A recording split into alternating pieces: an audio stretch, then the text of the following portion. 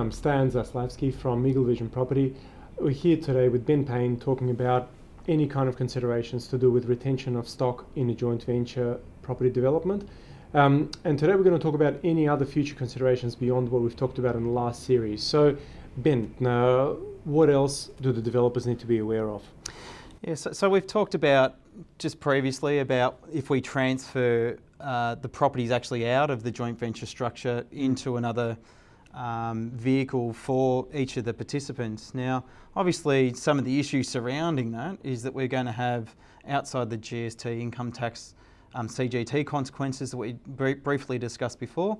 We've also potentially got stamp duty related issues and land tax related issues. So when we look at the issues surrounding stamp duties, unfortunately, because of the nature of that particular structure that we're actually doing, may not be avoidable.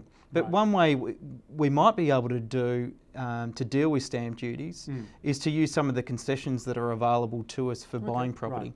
So we can really look at taking maybe advantage of the off-the-plan sales concessions for stamp duties, whereby each of the joint venture participants could get the property out at a substantially lower stamp duty than if they were to pay it at full market value. So outside dealing with stamp duties, we've also got land taxes that we need to have a look at. Yeah. Unlike your retaining your own family home that is land tax exempt, all other properties that you're going to retain are going to have land taxes when you're holding them with Victoria, and a lot of the other states have got their own similar taxes as well.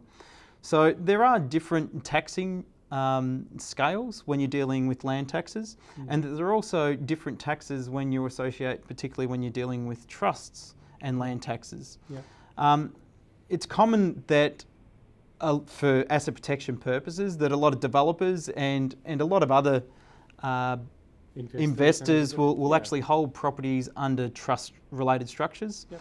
So as a result, what we see is that a lot of the times you might accumulate multiple properties under those particular structures.